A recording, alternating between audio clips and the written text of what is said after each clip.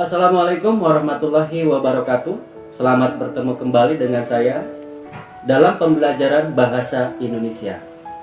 Sesi ini saya akan membahas secara khusus mengenai unsur intrinsik cerita pendek, yakni berkaitan dengan alur cerita.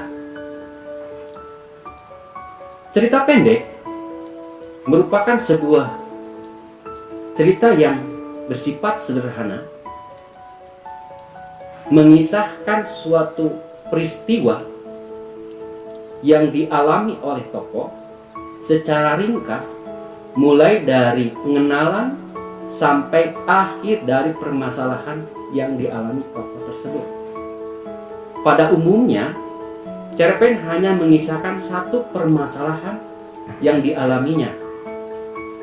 Selain itu juga, cerpen hanya terdiri tidak lebih dari 1000 kata. Sehingga hal inilah yang membuat cerpen tersebut selesai dibaca dalam sekali duduk. Untuk lebih jelas, mari kita bahas mengenai alur cerita pendek. Alur cerita pendek merupakan struktur yang disusun oleh rentetan peristiwa yang diakibatkan atau yang dialami oleh pelaku. Sederhananya, alur atau juga bisa disebut dengan plot merupakan rangkaian peristiwa dalam cerita. Peristiwa-peristiwa dalam alur memiliki hubungan sebab akibat hingga menjadikan sebuah cerita yang utuh. Sebuah alur harus mengakibatkan rasa penasaran para pembacanya. Hal ini akan membuat pembaca terdorong untuk membaca cerita secara keseluruhan. Pembaca juga bukan hanya sekedar membaca, tetapi juga mengalami isi cerita. Bagaimana dengan tahapan-tahapan alur itu? Nah, tahapan-tahapan alur terdiri dari beberapa bagian. Bisa dilihat dari diagram berikut. Oke, nah itu yang pertama adalah tahapan pengenalan. Kemudian pemunculan konflik. Lalu tahapan konflik memuncak. Kemudian tahapan konflik menurun. Dan tahapan penyelesaian. Itu yang dikatakan dengan alur cerita. Lalu apa sih yang dikatakan dengan tahapan pengenalan? Tahapan pengenalan atau disebut juga orientasi, yakni merupakan tahapan awal sebuah cerita yang digunakan untuk memperkenalkan tokoh, memperkenalkan latar, memperkenalkan waktu, dan hal-hal lain. Yang kedua, tahap pemunculan konflik atau juga disebut rising action. Nah, tahapan ini yakni memunculkan konflik masalah. Pada tahap ini juga ditandai dengan adanya ketegangan atau pertentangan antar tokoh. Tahap yang ketiga, yakni tahap konflik muncak atau bisa disebut juga klimaks.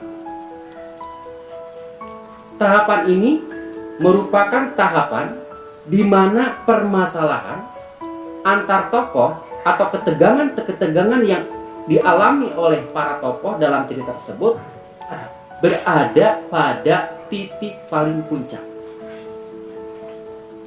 Selanjutnya tahapan yang keempat, yakni tahap konflik menurun atau juga disebut anti klimaks.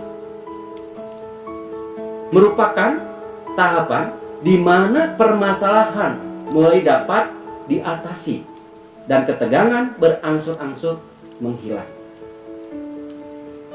Dan tahapan yang terakhir, yakni tahap penyelesaian atau resolution, yakni merupakan tahapan di mana konflik sudah terselesaikan, sudah tidak ada permasalahan maupun kedengaran antar tokoh karena telah menemukan penyelesaian.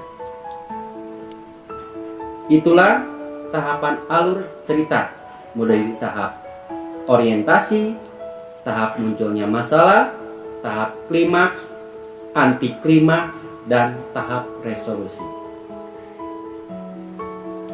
Selanjutnya kita bahas mengenai jenis-jenis alur.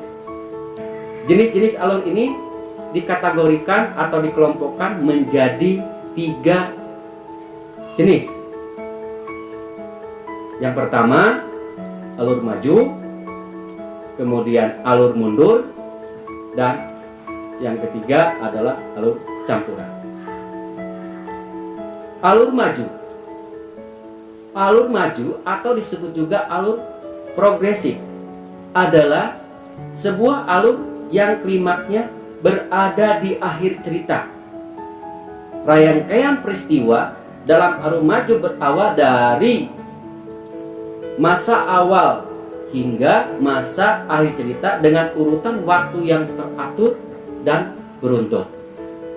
Ini bisa dilihat sesuai dengan diagram yang telah tadi disebutkan, yakni tahap pengenalan, munculnya konflik, klimaks, anti klimaks, dan resolusi.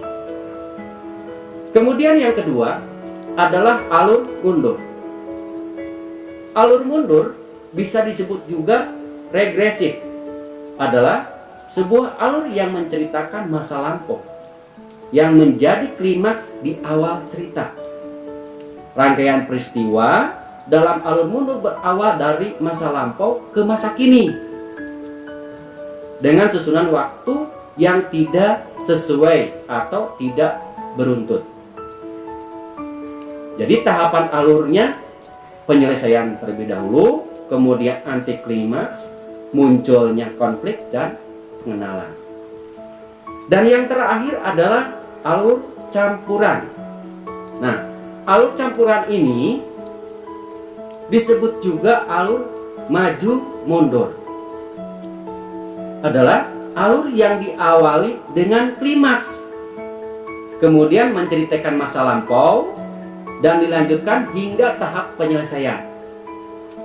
Pada saat menceritakan masa lampau, tokoh dalam cerita dikenalkan sehingga saat cerita satu belum selesai, kembali ke awal cerita untuk memperkenalkan tokoh lainnya.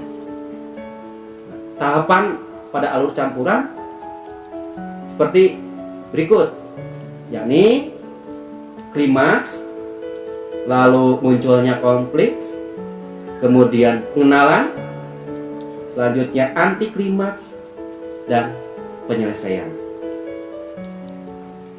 Untuk melihat contoh jenis-jenis alur dalam cerita, kalian dapat melihat di deskripsi tayangan ini. Sekian, mohon maaf apabila terdapat kekurangan. Sampai bertemu lagi pada tayangan-tayangan berikutnya. Wassalamualaikum warahmatullahi wabarakatuh.